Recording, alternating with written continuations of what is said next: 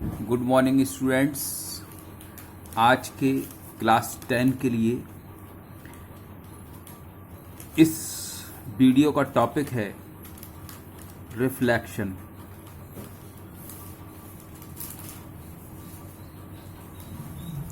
Reflection को हिंदी में परावर्तन कहते हैं। ये क्या होता है बच्चों? रिफ्लेक्शन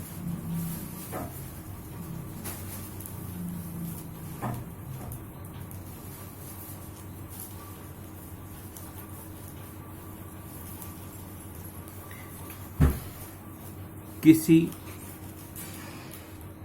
पारदर्शक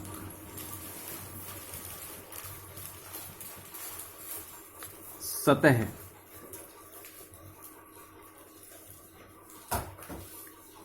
या चमकदार, कहना ज़्यादा ठीक रहेगा, सतह पर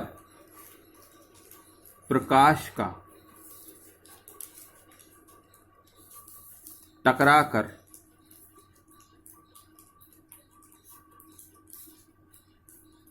उसी माध्यम में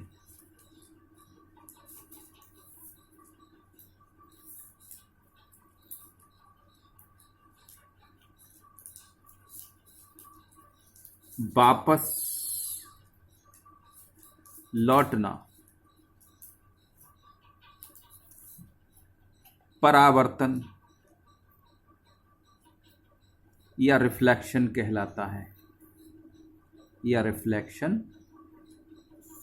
कहलाता है।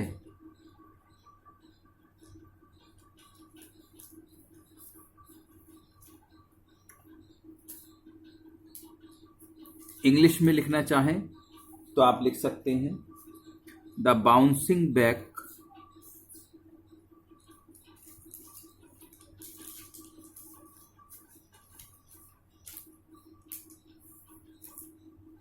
of light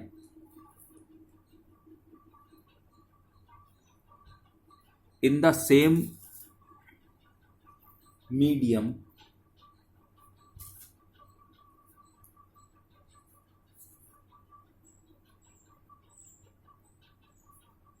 after striking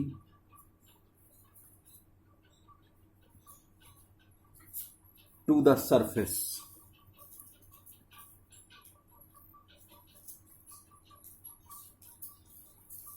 is called reflection।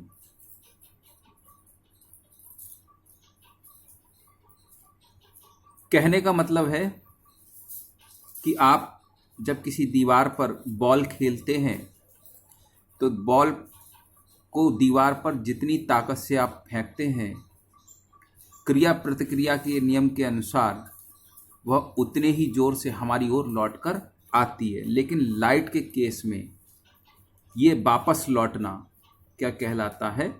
परावर्तन कहलाता है। अब ये होता कैसे है? मान लीजिए ये इस सतह पर लाइट आ रही है और इस सतह पर ये अभिलंब है। जो इस पर जिस भी सतह पर लाइट आ रही है उस पर जो लंब रेखा है वो अभिलंब कहलाएगी। इस पर ये प्रकाश की किरण आई और इस डायरेक्शन में चली गई, तो जो आने वाली किरण है वो आपाती किरण या इंसिडेंट रे, जो जाने वाली किरण है उसको रिफ्लेक्टेड रे, और जो अभिलंब है उसको नॉर्मल कहते हैं। आपाती किरण और अभिलंब के बीच में ये जो कोण बनना है, ये जो कोण बनना है इसको हम कहते हैं एंगल ऑफ इंसिडेंस या आपतन कोण। और जो परावर्तित किरण और अभिलंब के बीच में जो एंगल बनता है उसको हम कहते हैं परावर्तन कोण। तो इस रिफ्लेक्शन के आधार पर कुछ नियम दिए गए। पहला नियम ये दिया गया कि ये अभिलंब, आपाती किरण आने वाली किरण, और परावर्तित किरण जो जाने वाली किरण है इस सतह से, और अभिलंब एक ही तल में होते हैं।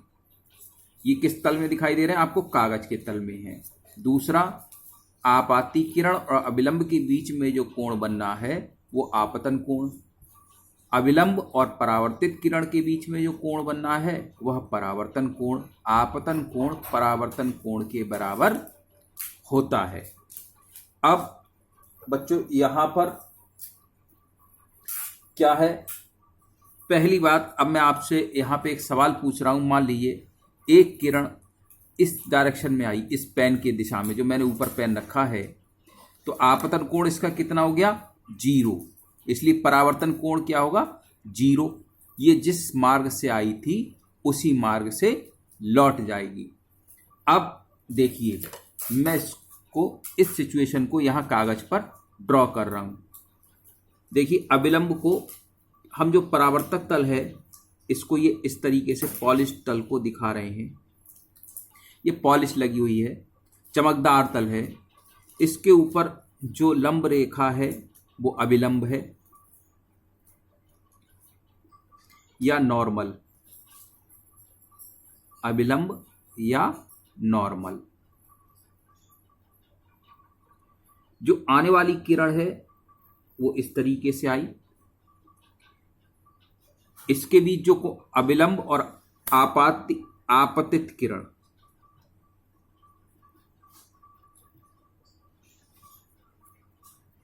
के बीच जो कोण बनना है वो आपतन कोण।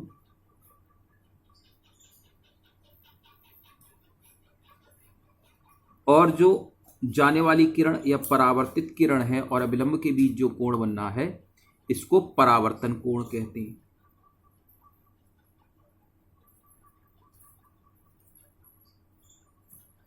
आपतन कोण को I से और इसको R से दिखाती।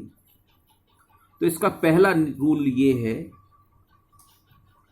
जब कोई प्रकाश की किरण आप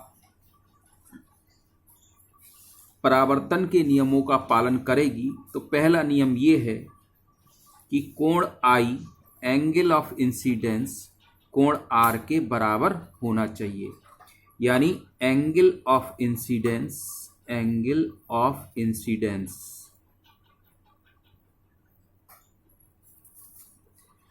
और बराबर होगा एंगल ऑफ रिफ्लेक्शन। कहने का अर्थ है आपतन कोण बराबर होगा परावर्तन कोण के।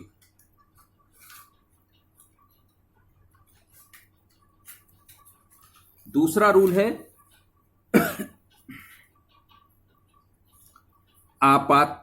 आपतित किरण, इंसिडेंट रे, इंसिडेंट रे या आपतित किरण।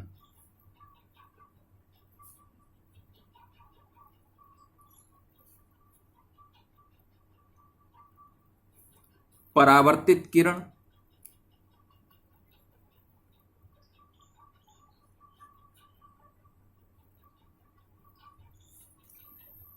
रिफ्लेक्टेड रे,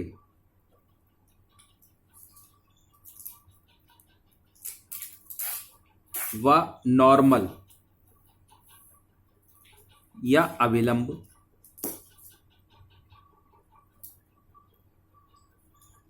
तीनों कागज के तल में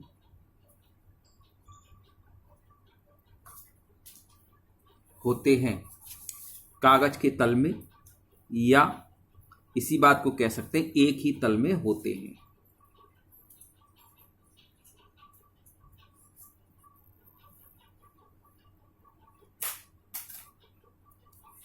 अब मैंने आपसे एक प्रश्न पूछा था कि यदि इस परावर्तन तल पर ये प्रकाश की किरण, ये लंब है, अविलंब की दिशा में अगर आ रही है तो आपतन कोण क्या होगा बच्चों? इसके लिए 0।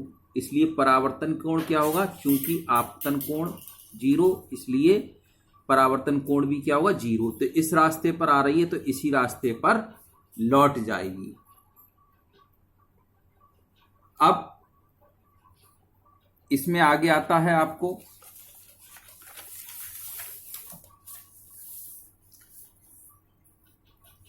परावर्तन के प्रकार। परावर्तन के प्रकार। परावर्तन के प्रकार में बच्चों आपको अगले वीडियो में बताएंगे। Keep watching, keep learning. Thank you.